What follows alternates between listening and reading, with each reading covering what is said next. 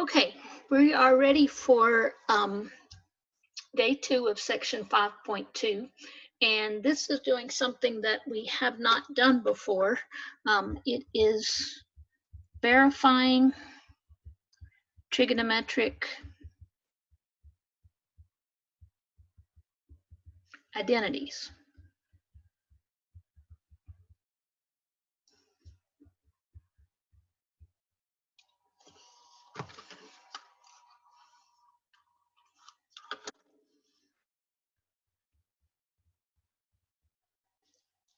In other words, we're going to be doing proofs. And normally I have said that I don't care about the way that you do a problem. If you think differently about it than I do, that's fine. And that's still true. We may end up doing some of these proofs differently, but format matters when you're doing a proof. There's a specific way that you need to write these for it to be a valid conclusion. And the way that I want you to start every problem is the way I'll start problems on the test. Show that. And I've chosen to start with number 58, cosine squared 2 theta minus sine squared 2 theta equals 2 cosine squared 2 theta minus 1. They're telling us that this is a true statement. Cosine squared minus sine squared is the same as 2 cosine squared minus 1. But all of the identities that we're asked to verify in this section, 51 to 74, we already know they're true. We're trying to prove that they're true. And the reason that we might do this in calculus, two reasons I can think of. Sometimes you have one expression that looks very complicated, and if you simplify it to some other trigonometric expression, it makes the calculus easier. Another reason that you need to verify trigonometric identities is sometimes when you do a calculus problem, you may get, say, something like this left-hand side for your answer, and when you look in the back of the book, that's not the answer in the back of the book. Maybe this is the answer in the back of the book. You have to show that your answer is equivalent to the one in the back of the book. And that's really one of the main reasons that we're verifying trigonometric identities. Now, on the handout, on the notes for 5.2, I have given you 3 tools that we use for verifying trigonometric identities. These are tools that are in your toolbox when you're trying to verify an identity and you're just absolutely stuck. You look in your toolbox and say, which one of these could I use? Which one might work in this case? Let me read these backwards from the way I listed them in the notes. The first thing to look for is Pythagorean identities. If you have a trig square function and a 1, there's a good chance that you can manipulate that into one of the Pythagorean identities. And I'll show you how that could be helpful. Another tool in your toolbox is if I give you a rational expression with a monomial numerator, and binomial numerator and monomial denominator, sometimes it's helpful to break that fraction into 2 fractions. A plus b over c can be separated into a over c plus b over c. Now watch out for what you know about fractions. Don't try to use this equation or this tool inappropriately. It's not true that if you had a monomial over a binomial, you could just separate that into the sum, a over b plus a over c. To add these together, you'd have to have a common denominator, and it would not give you this for the answer. So sometimes we'll have a Pythagorean identity. Sometimes we'll have a fraction that we can separate into 2 fractions. Sometimes this number 1 is my when all else fails. You can rewrite all trig functions in terms of sine and cosine. Now, as we do some examples, you'll see me try to avoid that. That's not going to be my first instinct on every problem to change it to terms of sine and cosine. But sometimes you're at an impasse, got to do something.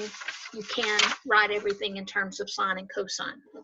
So let's look at this identity. When you're doing a proof, you cannot treat this as an equation that you can do something to both sides, like add 5 to both sides. You're being given a statement that's already said to be true. You have to start with one side and work on it until it becomes the other. And sometimes you can just flip a coin. You could either start with the left-hand side and work on it till it becomes the right-hand side, or you could start with the right-hand side and work on it till it becomes the left-hand side. Usually it doesn't matter unless I see compelling evidence otherwise. I'm going to start with the left-hand side. The first thing that I want to see on your paper is which side you're starting with. If you're going to start with the left-hand side, copy it down. And then work on that expression until it becomes the right-hand side. Now, when I say work on the expression, what can we do with cosine squared 2 theta minus sine squared 2 theta? Maybe it's a Pythagorean identity, but I looked at my Pythagorean identities that I wrote down before I started the video. I can't get a cosine square minus a sine square out of that. So it's not a Pythagorean identity. Sometimes it's helpful to look at what you want to have, excuse me, and how it's different from what you do have. What I do have has both cosines and sines in it. What I want to end up with only has cosines in it. So maybe the key is changing this sine squared to something that only has cosines in it. And that's why we did the problems yesterday. Rewrite cotangent in terms of sine, or write tangent in terms of cosine. Writing one trig function in terms of another is very helpful. So if I want to take this left-hand side and write it as something that only has cosines in it, then I'm going to figure out a way to write this sine squared as something that has cosines in it. In other words, I can solve this first Pythagorean identity for sine squared and then put in the place of sine squared 1 minus cosine squared.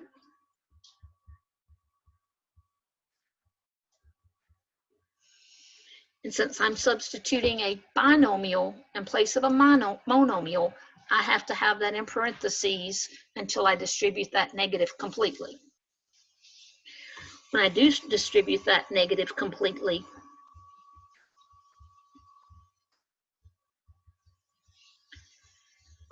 I finally see that it's only going to take one more step to get from this left-hand side to that right-hand side. All I have to do is combine like terms, and I have the right-hand side. So I have proven what I set out to prove. There's a Latin phrase that I can't remember that you can write down at the end of proof. I think its abbreviation is QED, and I don't remember what it stands for. You can Google it if you want to. I like voila. You make any interjection you want to when you finish your proof, but I'm just saying I did what I set out to do. I showed that cosine squared 2 theta minus sine squared 2 theta is equivalent to 2 cosine squared 2 theta minus 1. All right, let me just go ahead and tell you what to expect when you start tonight's homework. As long as you're watching me do these steps, I hope that it makes sense.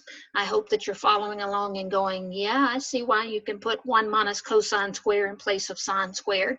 But it's the thinking of something to try that is the challenge when you're doing a proof. It's not that the proof doesn't make sense after it's done. It's how do you think of what to do next? And literally, that's where you open up your toolbox and say, well, which one of those tools would fit here? And in 58, the tool we needed was one of our Pythagorean identities that allowed us to write sine square in terms of cosine square. The next problem may require a different tool. Number 60, we want to show that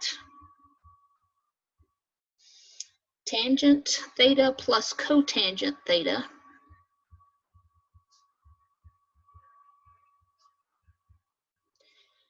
times tangent theta is the same thing as secant squared theta. The author is telling us a truth. That's a true statement. We're trying to prove it. So I have to choose whether I'm going to start with the left-hand side, try to make it become the right, or start with the right-hand side, make it become the left. And I can give you a guideline here, a general rule of thumb. It's easier to start with the more complicated side and simplify it than start with the simpler side and expand it. So I'm going to start with the left-hand side, tangent theta plus cotangent theta times tangent theta, and work on that side only until it becomes secant squared theta. I'm thinking, what tool can I use? I don't see an obvious need for a Pythagorean identity because I don't have a trig function squared. I don't have a fraction. I can split into two fractions. I don't want to write everything in terms of sine and cosine. I may end up having to do that if I can't think of anything else, but I'm familiar with clearing out parentheses in an algebraic expression. I'm going to try that here and see what happens. I'm going to multiply tangent theta times tangent theta. That's tangent square theta. And then tangent theta times cotangent theta. Just cotangent theta, tangent theta. And I've cleared out the parentheses. And then I see something I can try next. I know that since cotangent and tangent are just reciprocals of each other, what do you get anytime you multiply something by its reciprocal? Cotangent times tangent is going to just give you 1. And then, lo and behold, I have a trigonometric identity. 1 plus tangent squared is secant squared, and that is the right-hand side that I wanted to come up with. So I would call that a 3-step proof, in that I wrote down the side I wanted to start with, and it took me 3 steps to get to the other side. All right, let's do another one. In number 66, we want to show that cosecant theta minus sine theta equals cotangent theta times cosine theta. We are told that that's a true statement. We want to verify it. There's no obvious more complex or more simple side here. My gut, after lots of practice, is that if I write both of these terms in the left-hand side as fractions, then I can add the fractions and see what happens. If I were to start with the right-hand side, then I would probably write cotangent as cosine over sine and multiply those and see what happens. So you can flip a coin, but I'm going to start with the left-hand side and see what I can think to do with it. I don't see a Pythagorean identity. I don't see a fraction I can split. Really, I can't think of anything to do except for write that cosecant as 1 over sine.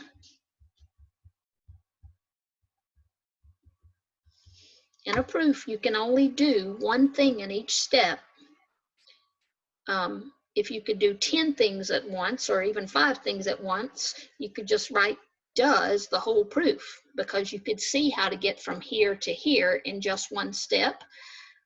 That's not what we're trying to do. We're trying to write down all the logical steps that would lead us from this side to that side. All right, I'm looking at these two terms thinking, what can I do with them? Well, I have a fraction minus a whole number, sort of. I could put the whole number over 1, and I could get a common denominator. I'd need to multiply the second fraction by sine x over sine x, and then I'd have a common denominator, and I could put those together as a single fraction.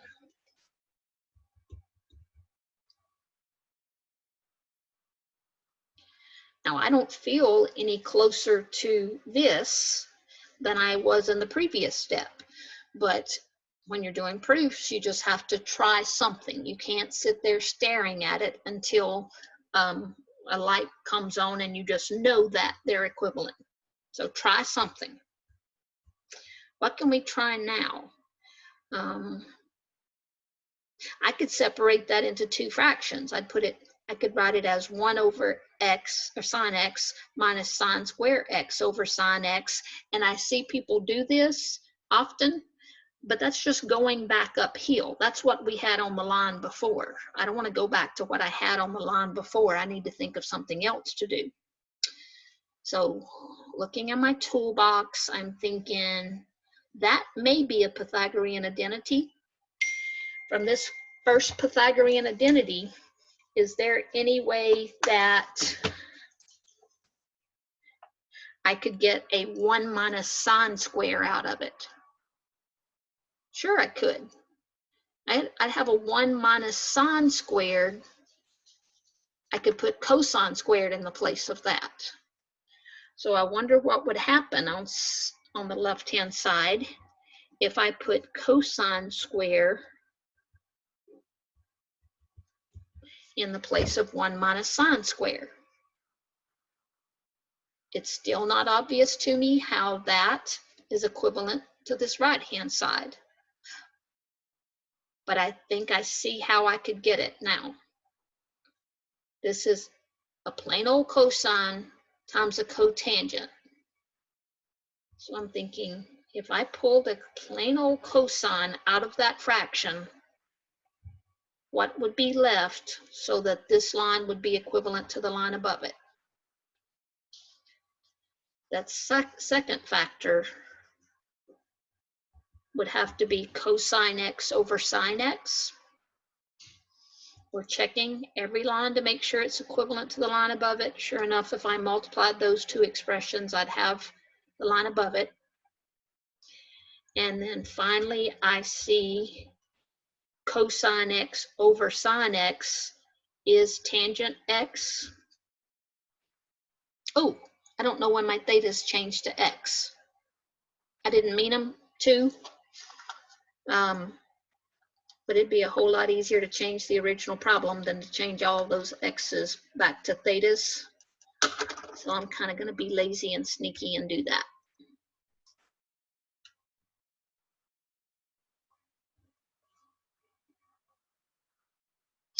All right, now what I have is equivalent to the right-hand side. Or technically, darn it, I made another typo. I said cotangent, and I just wrote tangent. Now, this is equivalent to that. You can say you're done, and hooray, and voila. Technically, if you were in a graduate level math class, you couldn't stop here. You have to come up with exactly what's on the right-hand side, and we don't have exactly that, but in a graduate level math class, we could say that this expression equals the expression that we wanted.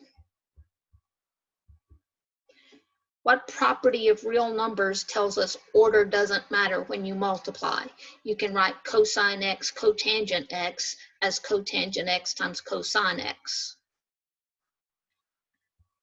That's the commutative property of multiplication.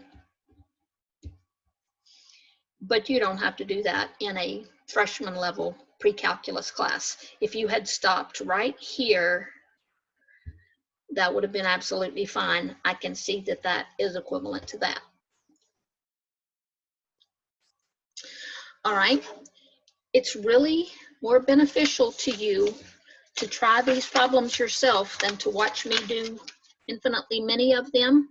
So I'm only going to do 3 more examples, and then I'm sure that we'll get to work some of the odd problems in class. Number 70 says, show that cotangent theta plus tangent theta equals cosecant theta times secant theta.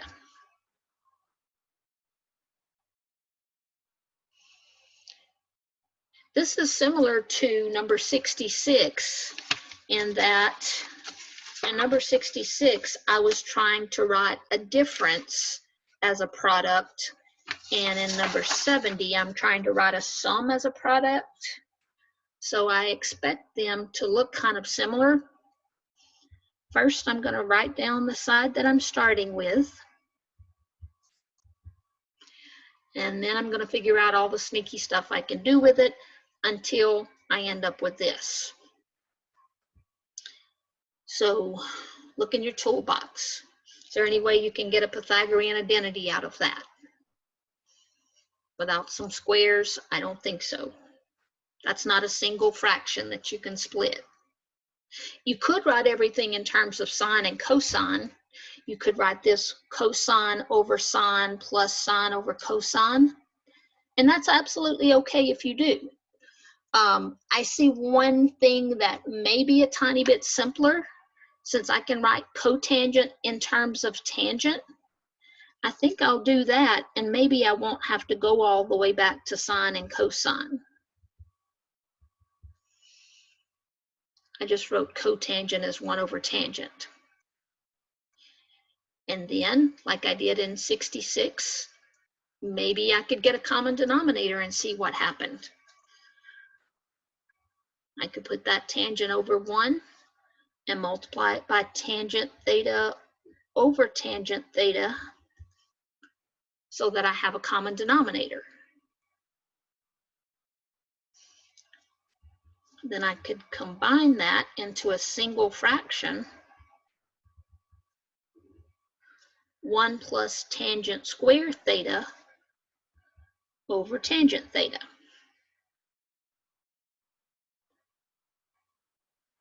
At that point, I often get somebody who says, oh, I can split that into 2 fractions. I would say, you're right, that's absolutely legal, you can. But it wouldn't be helpful because that's just going back to the line above it. You need to think of something different to do.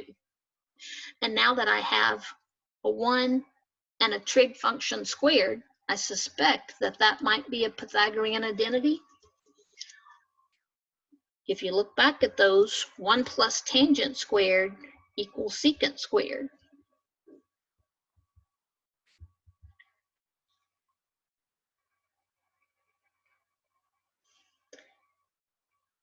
Maybe I'm a little bit closer. Now, instead of a sum or difference, I do have a quotient. I don't want a quotient, though. I want a product. So how close am I to becoming this? Or what could I do next? I don't want to write secant squared as 1 plus tangent squared. That's just going back uphill. Can you think of anything else to try?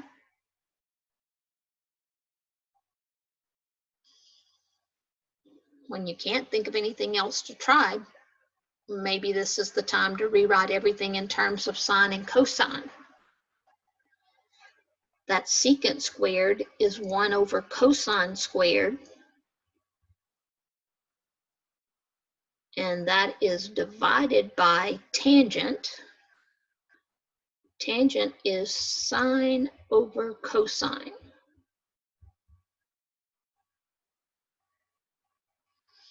And how do you divide one fraction by another fraction?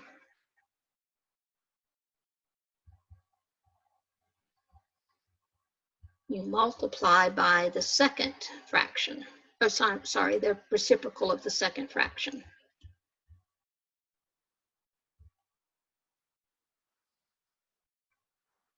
And then you can cross cancel common factors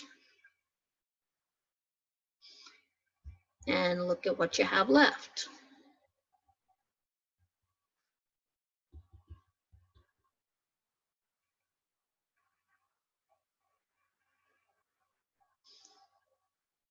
If I split that into two fractions,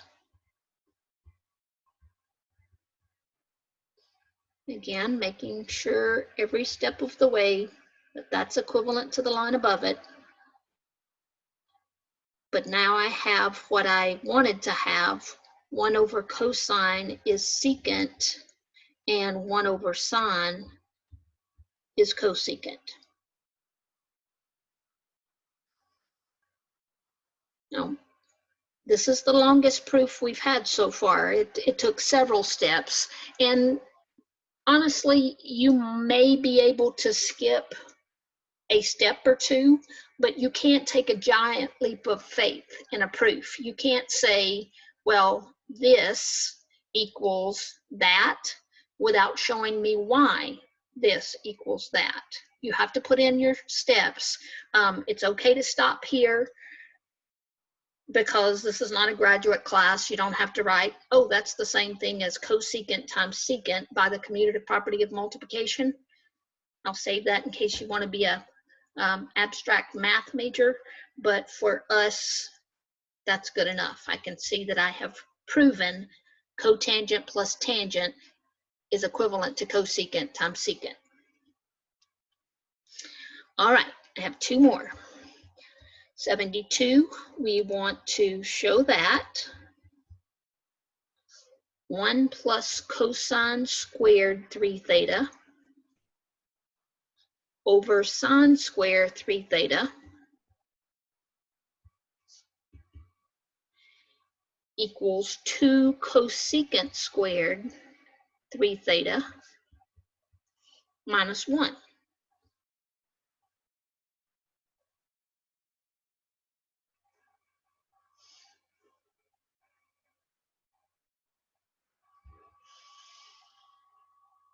Do you think it would be easier to simplify the left-hand side or make a fraction out of the right-hand side?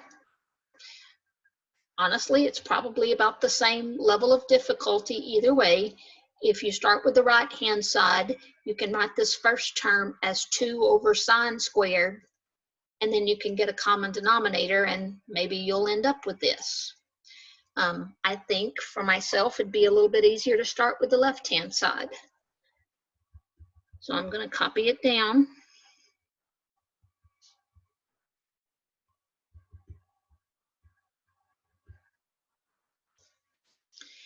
And I just forgot what I was about to say. Oh, I was going to say something I've said before, that it doesn't matter whether these arguments are both 3 theta or both theta or both duck. As long as they're the same, I can apply my Pythagorean identities. Is 1 plus cosine squared something you can get out of one of your Pythagorean identities? I know that sine square plus cosine square equals 1. Is there any way I can get a 1 plus cosine square out of this identity? I could get a 1 minus cosine square, but there's no way I can get a 1 plus cosine square out of it. So that is not going to be helpful in this problem. What other tool in my toolbox could I apply? Well, it's already everything is in terms of sine and cosine. I've determined I can't use a Pythagorean identity. What about that split a single fraction into two fractions? I could split that into 1 over sine squared 3 theta plus cosine squared 3 theta over sine squared 3 theta. And you're stopping every step of the way and saying, is that equivalent to the line above it? And it is. So what can we do now?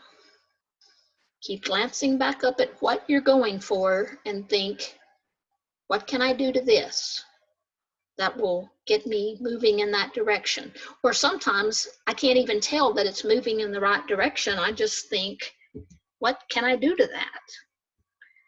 Well, I could write 1 over sine square is cosecant square. What is cosine square over sine square?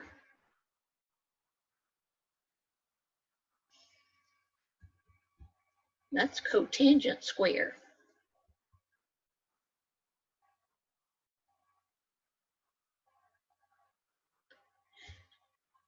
And now I'm wondering if that's a Pythagorean identity.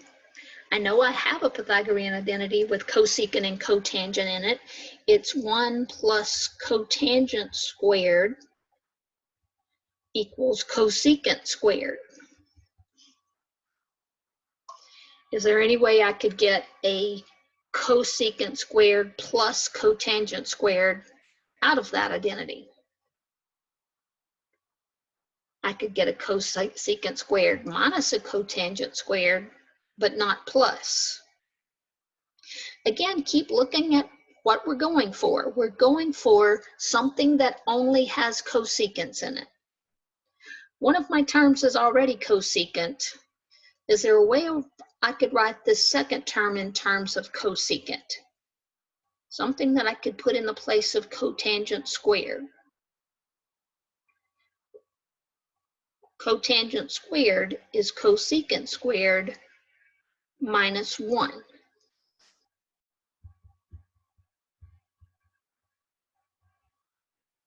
just bringing down that first term, but in the second term, in place of cotangent square, I'm putting cosecant square minus 1.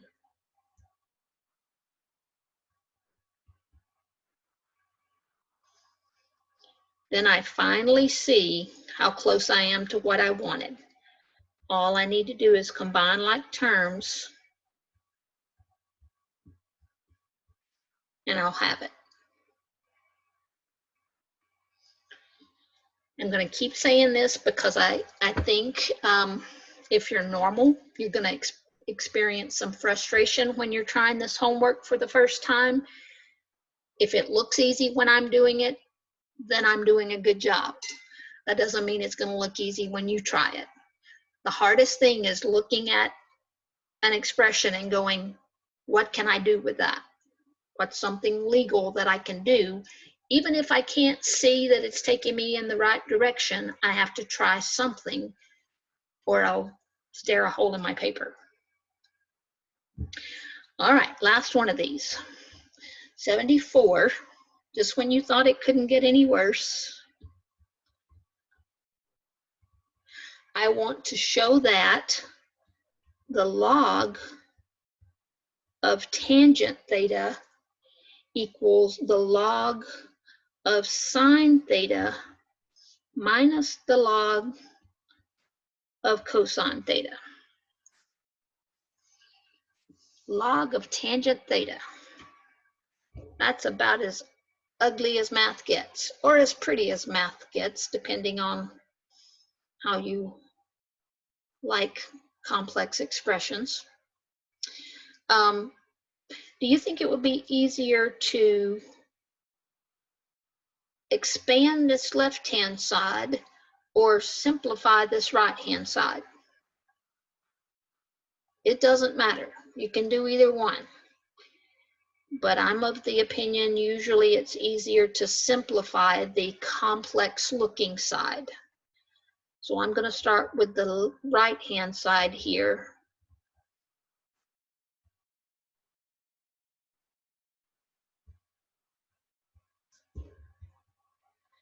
And see if I can do something that would turn it into just log of tangent theta. I'm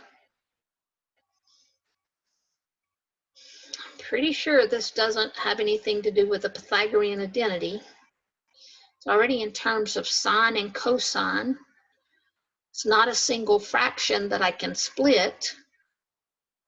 What do you know about the difference of two logs? you know how to write the difference of two logs as a single log using the properties of logarithms. The difference of two logs can be put back together as the log of a quotient.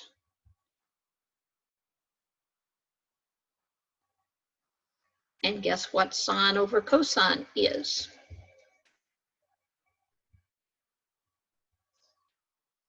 Tangent. So that scary looking problem turned out to be just a two-stepper, using our properties of logs, putting difference of two logs back to log of a quotient. We very quickly got the left-hand side that we started with. The only other thing that's left in 5.2 is expanding the definition of trigonometric functions. So far, we've just talked about trigonometric functions as being ratios of lengths of sides of a right triangle. We're going to expand that to trigonometric functions of any angle, not just a triangle, but any angle in the Cartesian coordinate system. So I'm just going to save that and put it on the next video.